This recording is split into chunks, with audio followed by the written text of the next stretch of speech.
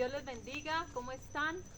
En este momento vamos a empezar a estudiar un nuevo libro de la Biblia, del Antiguo Testamento, el libro de Ruth.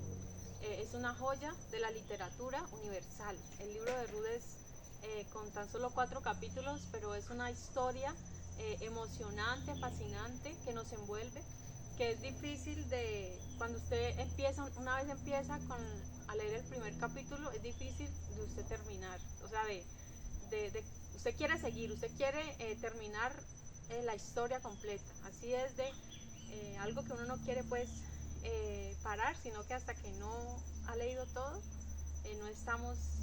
no nos sentimos pues como satisfechos, porque siempre queremos saber qué más, qué más. Y este libro pues maravilloso, corto, de una historia impresionante, y sobre todo que nos muestra partes que el Señor quiere específicamente mostrar a su pueblo. Bien, antes de entrar en el texto, en el capítulo 1, quiero dar una introducción, y es referente a lo que, a la época en la que se escribió el libro de Ruth, en la que vivió esta mujer Ruth, moabita. Bien, pero antes veamos que desde que Josué conduce al pueblo de Israel a la tierra prometida, luego de la repartición de la tierra, vemos que no todas las naciones, no fueron sacados todos los habitantes de aquella región de Canaán, sino que quedaron algunos de ellos. Y dice la Biblia que fueron dejadas allí por causa de la desobediencia de los israelitas, porque ellos serían como para probar a los israelitas, y el Señor los castigaría a ellos a través de estas naciones, de estas personas, de estos grupos que no fueron sacados, que no fueron desalojados totalmente de la tierra prometida. Ellos quedaron allí, algunos de ellos. Bien, entonces cuando Josué, luego de la repartición de la tierra de Israel, luego de eso no había pues un líder, ¿sí? No se levantó un líder, así como después de Moisés vemos que lo sucede Josué en el liderazgo.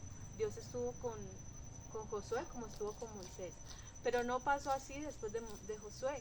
Ya no había un líder, sino que el Señor tuvo que levantar jueces para libertar a su pueblo, porque el pueblo pecaba, Dios los castigaba. Primero que todo, el pueblo pecaba, luego Dios los castigaba, luego ellos clamaban a Dios, se arrepentían, y Dios les enviaba jueces para que nuevamente volviera pues la bendición, ¿sí? Para que lo libertara de aquellos angustiadores. Pero era ¿por qué? Por causa del pecado. Y eso era como un ciclo que se repetía varias veces. Pecaban, se arrepentían, eh, recibían castigos, se arrepentían, Dios les enviaba jueces, los libertaban, y así nuevamente. O sea, era como un ciclo, era como un círculo vicioso que permaneció, y así durante 400 años. Cabe resaltar que durante el tiempo de los jueces, no todo el tiempo había un juez, habían temporadas donde no habían jueces. Bien, fueron 400 años de duración. Este periodo fue oscuro en Israel, por lo que les estoy comentando, que ellos pecaban mucho y recibían castigo, ¿no? Como dice la Biblia, las maldiciones por causa de la desobediencia. Eso les estaba pasando al transgredir ellos las leyes del Señor. Ellos recibían castigo, ¿no? En el libro de Deuteronomio habla de las bendiciones de la obediencia, pero también habla de los castigos por causa de la desobediencia. Bien, entonces este tiempo de los jueces era caracterizado porque cada uno hacía lo que bien le parecía, ¿sí? Y eso está 4 veces en el libro de los jueces. Nos dice que en aquellos días no había rey en Israel, y que cada uno hacía lo que bien le parecía. Bien, el tema principal del libro es la redención. Importantísimo tema, la redención. El pariente redentor. Allí vamos a ver cómo Boaz nos muestra un ejemplo claro de lo que es el pariente redentor. Vamos también a ver redención y gracia, ¿sí? La gracia de Dios, como Dios había dicho que ningún moabita entraría, ¿cierto? En el lugar santo, en el tabernáculo, en o sea, no tenían derecho a entrar porque habían sido enemigos, ¿no? Pueblo enemigo de Dios. Bien, pero vemos cómo la gracia, cómo Ruth logró entrar y ser parte de la familia de Jesús, o sea, fue una ascendente, ¿no? De Jesús. Bien, dice, Booz representa a Cristo, ¿no? Nuestro Redentor. Dice, es nuestro pariente Jesús porque se humanó. Al Jesús tomar forma humano, es nuestro pariente, ¿no? Solamente alguien con nuestras mismas características pudo redimirnos, ¿sí? A nosotros no nos podía redimir un cordero, no nos podía redimir un buey, una vaca o ningún otro animal, no. Ningún animal pudo hacer la obra completa que Cristo hizo. Estos sacrificios que se hacían eran solamente una sombra de lo que vendría, de lo real, del Cordero perfecto que fue inmolado por nosotros. Él se humanó y Cristo fue, digamos, la víctima perfecta para morir en nuestro lugar. La redención, algo maravilloso. Y este libro de Ruth nos muestra ese pariente redentor. O sea que Booz es tipología de Cristo. Bien, y vamos a ver también Ruth y Pentecostés, esta fiesta que celebra el pueblo de Israel. Bien, acerca del autor, posiblemente Samuel, ¿sí? Porque Samuel vivió, ¿no? Digamos que fue como el último juez, ¿sí? Bueno, Elí y Samuel fueron pues jueces de Israel, entonces probablemente fue Samuel. Bien, esto en cuanto al libro pues de Josué, a la introducción, el lugar donde se desarrolla, la época durante que se desarrolla este libro. Bien, entonces, dicho esto, ya podemos entrar a lo que es la historia de Ruth. Y vamos al capítulo 1 de Ruth, y dice así, título dice Ruth y Noemí. Dice, aconteció en los días que gobernaban los jueces, que hubo hambre en la tierra, y un varón de Belén de Judá fue a morar en los campos de Moab, él y su mujer y 2 hijos suyos. Bien, aquí vemos que primeramente dice en los días que gobernaban los jueces, ¿sí? Ya nos está mostrando específicamente que fue en la época de los jueces, ¿sí? ¿Cuál juez? No sabemos cuál fue. Podemos decir, bueno, fue al principio o fue al final. Bueno, no hay claridad en eso. ¿Por qué? Porque si tenemos en cuenta que lo podríamos ubicar al principio, ¿sí? Digamos, ¿por qué? Porque Rahab la ramera, digamos, se emparentó se dice que fue uno de los 2 espías que fue a conquistar la tierra, ¿sí? De los 2 espías, y que ella, recordemos que Rahab protegió a 2 espías, ¿no? Uno de ellos llamado Salmón. Entonces, dice que Rahab y Salmón fueron los padres de Booz, ¿sí? Entonces, en ese caso allí podríamos ubicarlo al principio, pero pues nos queda difícil decir definitivamente si fue al principio. Podemos ubicarlo al final porque Booz, recordemos que Booz, por allí viene Jesús, ¿no? Que el padre de Booz fue Isaí, perdón, el hijo de Booz fue Obed tuvo a Isaí e Isaí a David, ¿sí? Y de ahí en adelante sigue pues la genealogía de los reyes de Israel. Entonces nos queda difícil verdaderamente decir en qué momento fue escrito, vivió pues Ruth y esta historia. Entonces, si allí hay como un pequeño hueco, pareciera que hubiera un hueco en los años, ¿cierto? Por esta genealogía. Bueno, algunos comentaristas dicen, bueno, probablemente fueron hombres que tuvieron a Booz, digamos, Isaí, Obed, que tuvieron a sus hijos, digamos, con más de 100 años, ¿sí? Como para poder suplir esos años que vivieron, pero pues en realidad no lo sabemos, simplemente pues podemos comentarlo, pero pues Dios sabe, ¿no? En realidad, ¿qué fue lo que pasó allí? Bueno, dice, aconteció en los días que gobernaban los jueces que hubo hambre en la tierra, ¿sí? Entonces, si hay hambre en la tierra, ¿sí? ¿Es por qué? Por causa del pecado. No hay otra razón. Las hambres, las guerras y todo es por causa del pecado. El pecado es es una consecuencia, ¿sí? El hambre y todo esto es consecuencia del pecado. Y aquí pasaba lo mismo. Dios tenía que permitir que herir así la tierra para que el pueblo se arrepintiera. No había otra manera. El Señor ya les había hablado de las bendiciones y las maldiciones. Y si el pueblo era rebelde y desobediente, no había otra manera. El Señor tenía que hacerlos volver a Él, ¿no? Y mire, aún hoy en día Dios usa el dolor para que la humanidad busque del Señor. Permite las enfermedades. ¿Para qué? Para que el hombre busque de Dios. ¿Cuántas personas solo han buscado a Dios, solo se han acercado a Dios cuando están enfermos, con cáncer, con SIDA, con enfermedades incurables? Y cómo de esa manera es la única, lamentablemente, que buscan a Dios. Y muchas veces a nosotros nos pasa lo mismo. Buscamos a Dios cuando estamos en necesidad, cuando ya vemos que ya estamos con el agua al cuello, ahí sí buscamos de Dios. Es triste, pero es real, o sea, es una realidad en los seres humanos, no solamente en el pueblo de Israel, sino que en la humanidad entera. Dice, hubo hambre en la tierra, y un varón de Belén de Judá fue a morar en los campos de Moab, él y su mujer y 2 hijos suyos. Había un varón de Belén, ¿no? Un hombre de Belén. Vemos que este personaje era de los más prominentes, ¿sí? Si no era tal vez el más rico de aquella región, ¿sí? Dice, fue a morar en los campos de Moab. Si tenemos en cuenta Moab, hablemos un poquito acerca de Moab, del origen de los moabitas. Recordemos que cuando el Señor castiga, destruye a Sodoma y a Gomorra, ahí estaba Lot, ¿cierto? El sobrino de Abraham. Ellos huyeron, ¿sí? Porque Dios los iba a salvar de ese juicio, de esa quemazón pues que hubo allá.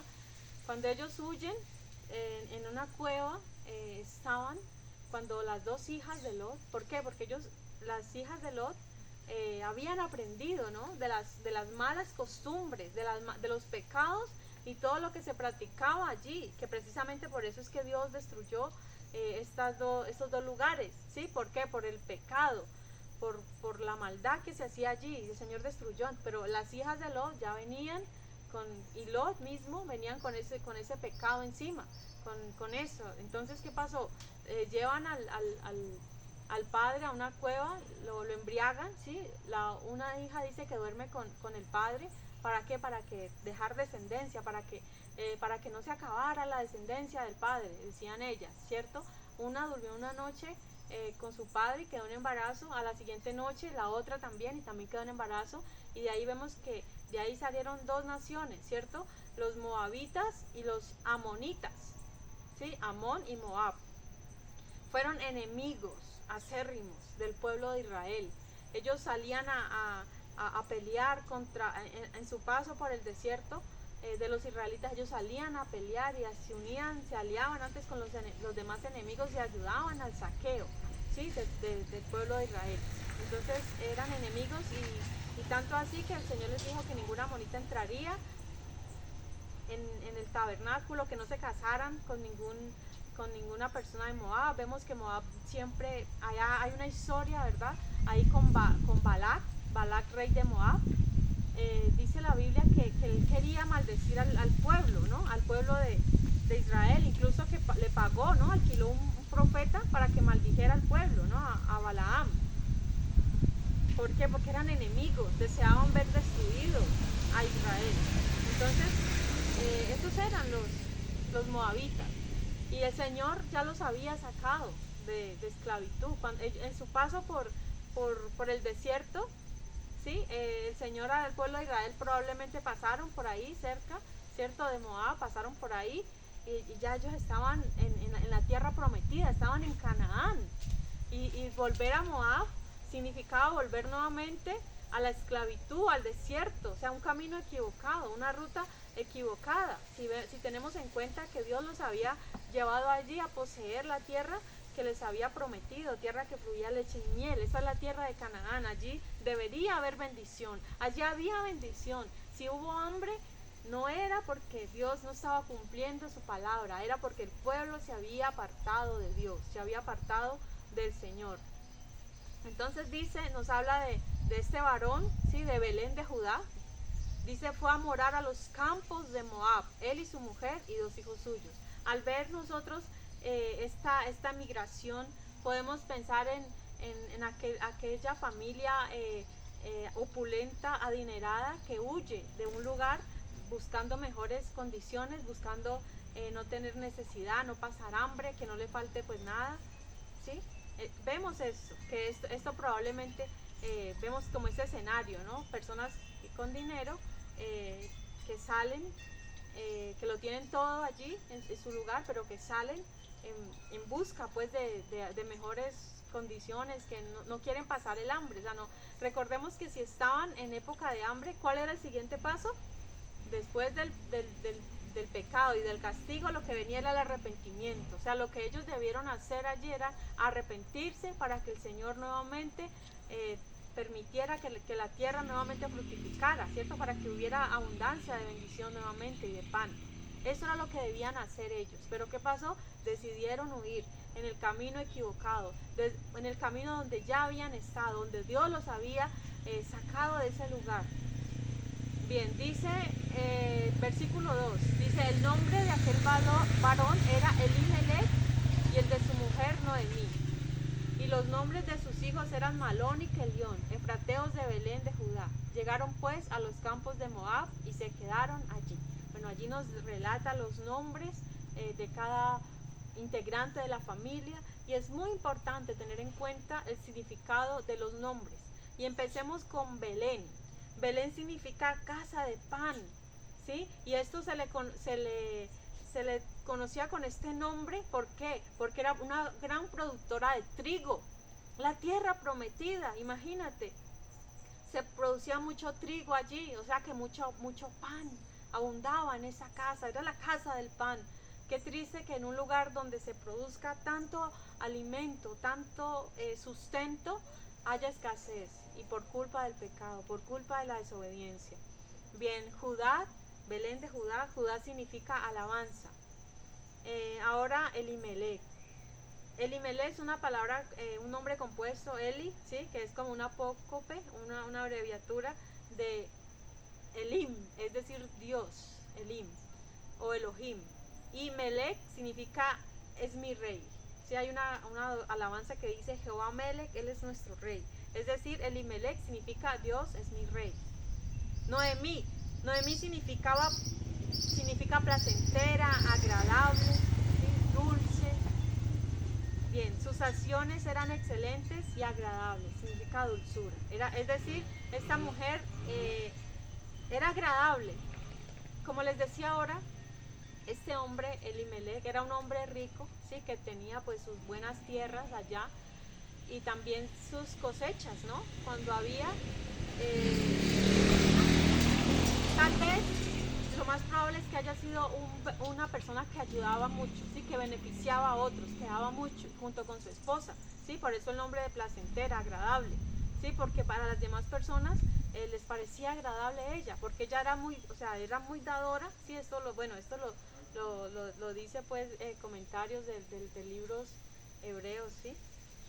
Entonces, ella era agradable, vivían pues, ayudaban a otros, pero tal vez, o sea, se cree que tal vez al haber escasez en Belén, toda la gente, las demás personas tal vez iban a acudir a ellos, ¿sí? Como para que ellos les suplieran, les ayudaran, pero tal vez la presión de esto, digamos, de que todo recayera sobre ellos porque tenían, tal vez eso les motivó a abandonar ese lugar, tal vez para él estar más en paz, para él ir a donde hubiera. Bueno, es posible, ¿no? Que haya sido pues una de las razones.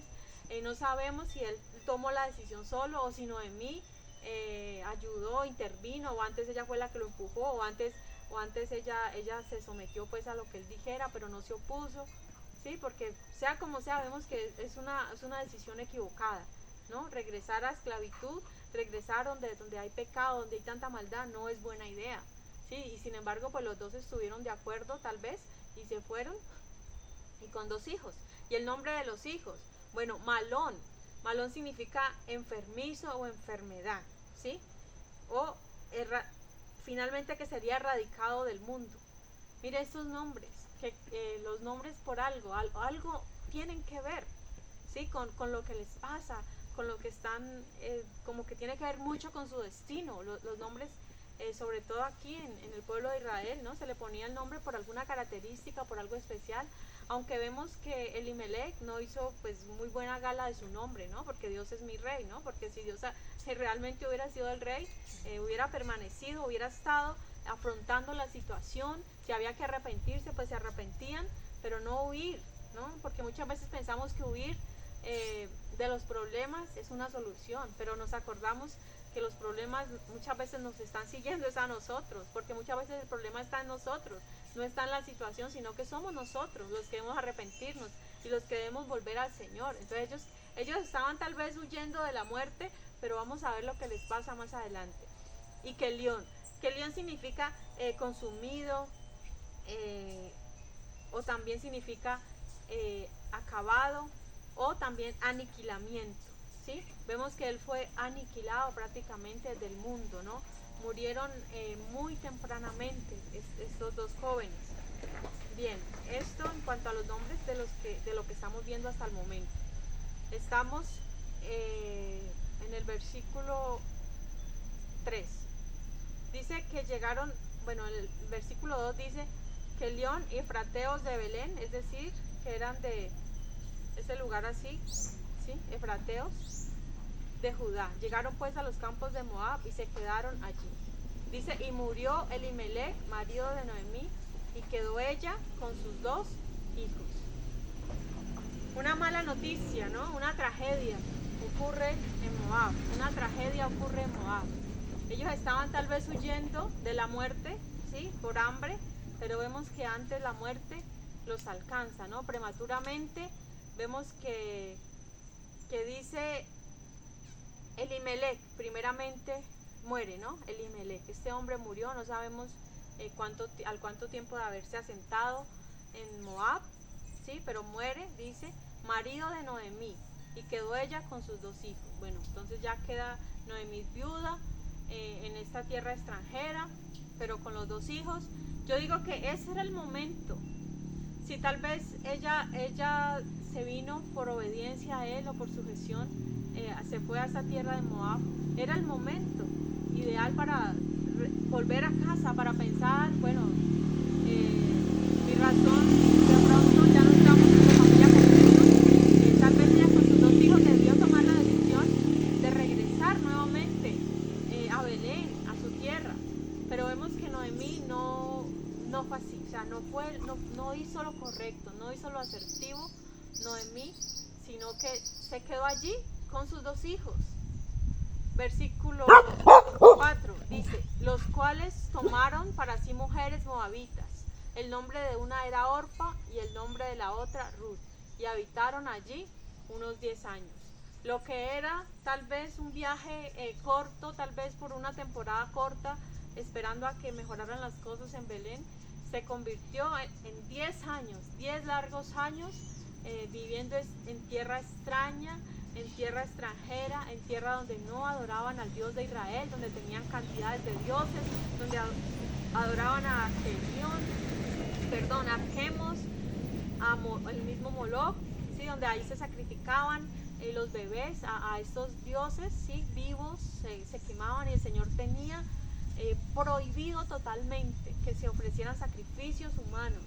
Y acá en esta tierra de Moab lo hacían. Esta región era perversa, esta región hacían todo lo que el Señor había dicho que no hicieran. Sin embargo, estos jóvenes toman mujeres de allí, mujeres de dioses extraños, digámoslo, hijas de dios extraño, como lo nombra en otra parte de la Biblia, de este lugar. Hay el Midrash judío o el Talmud judío dice que Ruth y Orfa eran hermanas y que eran hijas del rey de Moab, Eglón. ¿Sí? Ahí lo nombra en el libro de los jueces, nos nombra al rey Eglón, bueno, nos habla de él, y esto es lo que dicen, ¿sí? O sea, pues no está en la Biblia, pero pues lo puedo comentar, ¿sí? Que pudo haber sido, que eran hermanas, ¿sí? Que eran, al ser hijas de este rey, pues hacían pues todas esas prácticas. Con seguridad ellas eran idólatras, con toda seguridad ellas adoraban a estos dioses y ellas hacían todas esas cosas malas, ¿sí? Bueno, al ellas casarse con israelitas, con judíos, probablemente ellas habrían aceptado ser conversas, digamos, a la religión judaica, ¿sí? Probablemente. Entonces tal vez sí, aceptaron, ¿sí? Por ser pues, al casarse pues con ellos. Bien, dice, los cuales tomaron para sí mujeres moabitas. El nombre de una era Orfa. Bueno, aquí vemos, encontré pues el significado de la palabra Orfa, la que da la espalda, y Ruth, la que es como la amiga, ¿no? Como la amiga fiel. Ese es el significado. Bien, entonces vamos al 5. Dice, y murieron también los dos, Malón y Kelión, quedando así la mujer desamparada de sus 2 hijos y de su marido. Bien, no sabemos por cuánto, bueno, unos 10 años que quedaron ahí, pero no sabemos pues cuánto tiempo estuvieron casadas ellas, por qué estos jóvenes mueren tan pronto, si prematuramente. Ya sabemos de los nombres, algo tiene que ver. No sabemos si fue juicio divino, ¿sí? No sabemos por ellos haberse casado con mujeres moabitas, no lo sabemos, realmente el texto no lo dice, o simplemente algo genético. Bueno, por ahí he escuchado también acerca de las explicaciones, bueno, leí un poco sobre esto, otras explicaciones probables a la muerte pues de estos dos, de los 3 hombres, pero pues no lo diré, no, pues ¿por qué? Porque pues no está en la Biblia específicamente, entonces mejor pues dejarlo así, no mencionarlo. Si a alguno le interesa pues saber de pronto la historia, pues ahí le invito a que lo investigue por usted mismo, ¿no? Está el Midrash, está el Targum, que es la traducción hebrea, ¿sí? De la Biblia, de la Tanakh. La Tanakh es la Biblia hebrea. Bien, entonces continuamos allí. Dice que murieron, sí, murieron estos dos hombres, y quedó Noemí desamparada, sin hijos y viuda, ¿no? O sea, es algo terrible quedar sin el esposo y sin los 2 hijos. O sea, es algo de verdaderamente podemos comparar a lo que padeció Noemí, podemos compararlo a algo así como lo que le pasó a Job, o sea, algo muy duro, momentos verdaderamente difíciles que le toca vivir a una persona. Esto le tocó a Noemí, vivir momentos verdaderamente difíciles. Vemos que ella misma luego se quiere cambiar el nombre, ¿no? Por causa de tanto dolor y sufrimiento que ella padeció. Versículo 6 dice, entonces se levantó con sus nueras y regresó de los campos de Moab, porque oyó en el campo de Moab que Jehová había visitado a su pueblo para darles pan. Bien, ella ya estaba allí, bueno, se levantó, dice que se levantó con sus nueras, empezaron a caminar, ¿sí? Ya iban de regreso nuevamente de los campos de Moab. Salieron simplemente. Ya la razón de ser de Noemí ya no era de estar ahí en Moab, ya no había razón alguna, ¿no? Para ella seguir ahí. El buen hijo regresa a casa, ¿sí? Si hemos tomado alguna decisión equivocada, nunca es tarde para volver nuevamente al camino, para regresar nuevamente al lugar del pan, al lugar de la provisión, al lugar donde Dios dijo que nos bendeciría, que nos iba a bendecir. Nunca es tarde. Así hayamos tomado las decisiones difíciles, equivocadas, ¿sí? Se fueron por allá pensando que les iría bien y antes les fue peor, o sea, huyeron de la muerte tal vez y fue lo que encontraron. Porque cuando tomamos decisiones en nuestra voluntad, decisiones equivocadas, esto puede pasar. Y esto es lo que les pasó tristemente a Noemí y a esta familia. Nunca tomemos una decisión equivocada al azar, por salir de paso, por huir de los problemas, porque no sabemos realmente lo que nos espera. Si a veces queriendo huir de los problemas, antes vamos a encontrar más. Nunca nos apartemos de la voluntad de Dios, de lo que Dios quiere para cada uno de nosotros. Bien, dice versículo 8. Bueno, hay algo que yo dividí pues este capítulo 1 en dos partes, ¿sí? Para no hacerlo pues tan largo un solo video. Y para mí realmente fue difícil, como dije, bueno, si yo al principio les dije, es difícil uno empezar a leer un capítulo, luego el otro, es difícil parar, porque si usted lee el primer capítulo, usted quiere seguir el segundo, usted quiere seguir el tercero, el cuarto de una vez. Entonces imagínense el capítulo 1, que la historia se vuelve pues emocionante, y parar allí, ¿no? Entonces yo dije, bueno, ¿dónde? ¿Cómo hago allí para hasta dónde llego, ¿no? Pero bueno, entonces es hasta el versículo 7, ¿sí? Quisiera continuar, pero voy a bajar hasta ahí, hasta el versículo 7. Solamente recordar esto, ¿sí? Que comenzaron a caminar nuevamente la marcha, ¿sí? El regreso, luego de la tragedia que hubo allí, regresan, quieren, Noemí por lo menos, que era la que venía desde Belén, quiere volver nuevamente a su lugar. Entonces en estos días el Señor me ponía esa palabra también del hijo pródigo, ¿sí? Que hable, que evangelice. Nosotros evangelizamos en las calles, en los parques, y bueno, me gusta hablar, predicar lo que el Señor ponga, ¿sí? Que si nos pone a hablar del juicio final, del juicio ante el trono, que es el mismo juicio ante el trono blanco, si me pone a hablar el tema que el Señor quiera de la Biblia evangelístico para el momento, yo lo doy, ¿sí? O sea, yo no tengo miedo de hablar del infierno, ¿no? Es que hoy en día, ¿no? Muchos dicen, es que no hay que hablar del infierno porque eso asusta a la gente. No, lo que el Señor ponga en nuestra boca, eso es lo que debemos hablar. Y que da miedo, pues más miedo que mueran sin Cristo y vayan y experimenten en carne propia lo que es el infierno. Entonces yo no me callaré de lo que el Señor ha puesto en mi boca, lo que el Señor dice que predique, eso es lo que haré. Pero en estos días el Señor ponía de predicar en las calles del hijo pródigo, ¿sí? Que hable de aquellos que se apartaron, aquellos que son conocedores del evangelio, de la palabra, y se apartan.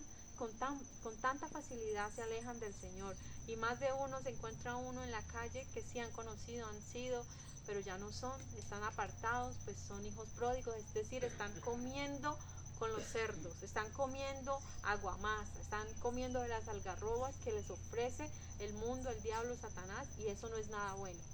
Sí, entonces esa palabra es la que estoy preparándola también para salir en las calles. Ahí es donde hay la necesidad, allá en las calles, allá donde te pueden echar madrazos, donde te pueden decir cosas que no queremos, ¿sí?